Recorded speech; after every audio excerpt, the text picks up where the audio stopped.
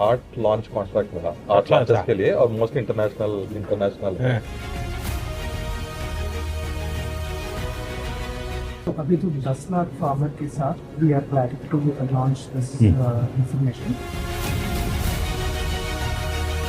चलिए आपके लिए, ताकि एक याद बनी रहे कि आपकी ओपनिंग जो आपने ओपन किया था प्राइवेट सेक्टर, उससे जो प्राइवेट सैटेलाइट है उससे भारत की ब्यूटी जो दिख रही है।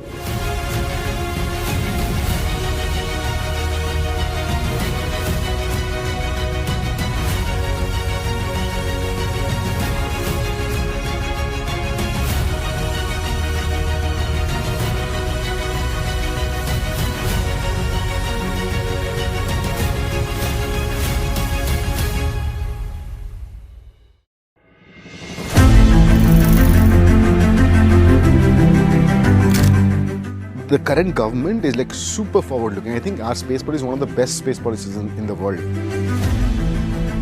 I think it's excellent just how much of a backing we have from Prime Minister Modi for the space sectors. Now we are completely capable of competing globally because policy is not the problem. Now it is up to the startups or the other companies to build out missions. He is able to go through it.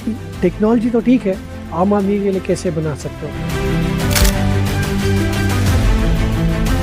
आपने एक नए क्षेत्र में साहस दिखाया है। सबसे बड़ी बात है कि आपने सरकार की बात पे भरोसा किया।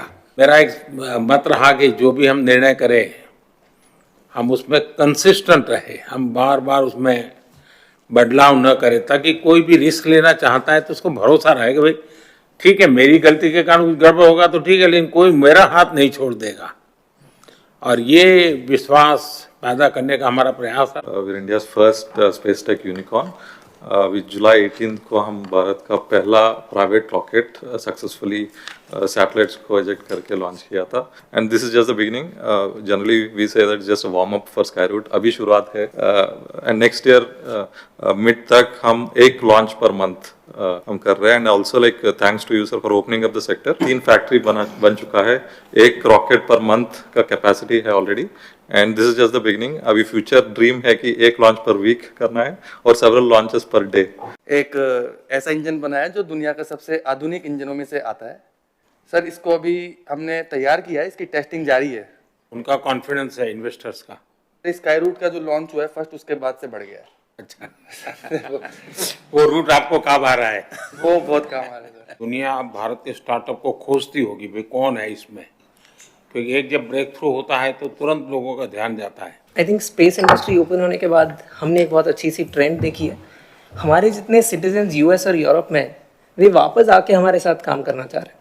बहुत लोगों को हमें जोड़ना है, और जैसा मेहता ने कहा कि भी अब विदेश से लोग गए हुए वापस आ रहे हैं।